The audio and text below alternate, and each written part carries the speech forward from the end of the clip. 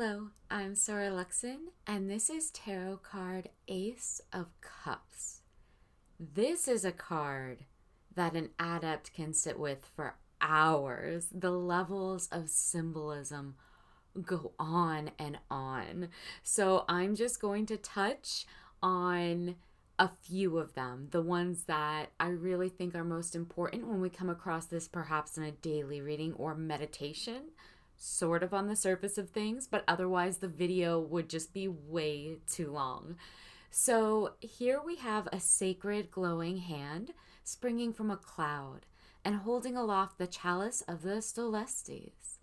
So the symbolic ritual connections to the great cup of waters is obvious. In the Ace of Cups, this fountain springs forth from the chalice, the element of water, pure and clear, cascading in gleaming streams from above. The aces of the tarot represent the energetic force of spirit, of how that spirit acts in and connects the balancing of the four elements or force scales of the four elements. So the aces, these are root forces, the ones ever spinning at the high pole of the universe, the connection or link that connects this material plane to all of the Yetzirah.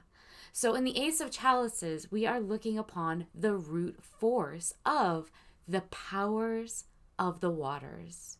This glorious, glistening pour that's springing down into this tranquil surface of water below. A material plane like or pond, it's ever filled with the sacrosanct lotus of the ancients. The water-fed flower, that lily that floats above the mud from which it must always have its beginning. The water lilies are many on the glistening calm water shown here, and they are from the supernal mother's flowing fountain, eternally issuing from this great cup of transformation. The one, the ace, the self, is shown here in a watery spray of love, emotion. So a great understanding and healthy love of self is being shown to us, along with a person who is emotionally generous, trust, openness. Such love and contentment are all advised of here. Love has no limits, and it is an ever-flowing spring of abundance. And so that lack of limitation is displayed as water jumps seemingly from nowhere to feed all those flowers who are thriving upon it. There's more than enough compassionate love to share with yourself and others if you're looking at this card. So be sharing, caring, compassionate, and know that emotional and loving situations and experiences are favorable. The divine grail is one of the four occulted treasures, and so the hand displaying it on an open palm of fine visible fingers, there's a lot of meanings here and a lot of symbols, like I said, right? But that hand is supernally radiant, while the rest of the holder's body, that force remains blessedly veiled. Because to look upon the full power that could hold the cup of mysteries would be impossibly blinding. Since ace signifies the first, here also we have a majestic indication of beginnings, starting points, the origin or first step along a visionary or spiritual journey or undertaking.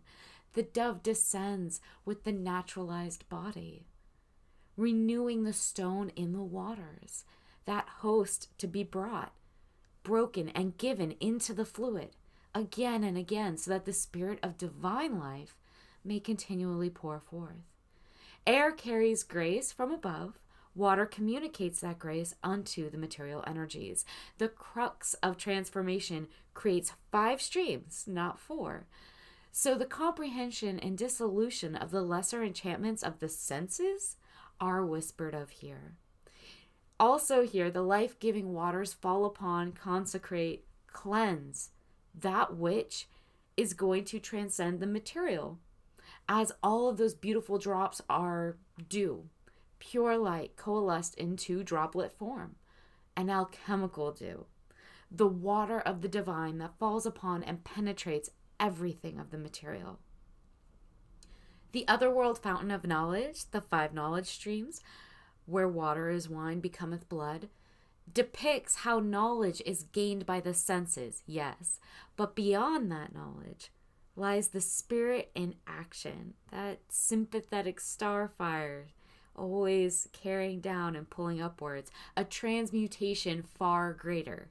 So when we see the Ace of Chalices, we see abundance, fertility, productivity, pleasure, and joy, but also transcendent beauty at the level of the divine. So what to do if you've pulled the Ace of Cups upright? Be loving. You have more than enough love to give. Be emotive. Allow your emotions to pour forth, issue forth. Be honest about what your emotions actually are, both on a very genuine internal level and with those around you. The Ace of Cups reversed. Usually the Ace of Cups reversed has to do with hiding emotional honesties and truths. You're going to see some narcissism here as the flowers reflect endlessly unto their own appearance in the waters, down back into that constant material plane rather than receiving the resplendent opportunity of transformation from the crucible above. Rather than abundant waters, a sense of deprivation, being wasted, this water flowing out, going nowhere, and there not being water to give, right? So being deprived, that's felt here. There could also be a real lack of emotion, perhaps in the form of emotional immaturity, where an attempt at emotions being communicated is being made, but they're not necessarily authentic or fully self-comprehended ones. Instead of giving fertility, there's withholding likely going on, and rather than happiness, the Ace of Cups reverse speaks to a very deep sadness, possibly even depression as a priority in the querent's life. There's definitely some form of emotional confusion or lack of emotion going on, a lack of love. So what to do if you pull the Ace of Cups reversed? Be emotionally honest. Again, don't bottle it up, because it's going to and is finding its own unhealthy ways to consistently and constantly vent itself. And an ever open wound, right? That's never going to heal.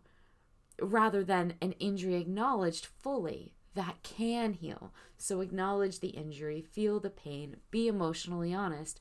Take the time to listen to another's grief if someone is grieving, or take the time to hear and feel your own that you've been avoiding.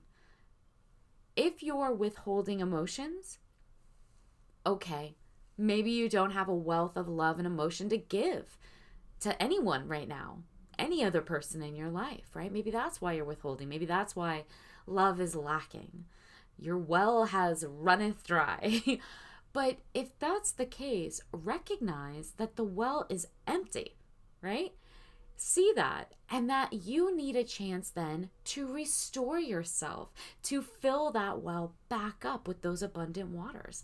So come to a comprehension of that and fill yourself back up before expecting yourself to be able to provide for others emotionally. Until next time.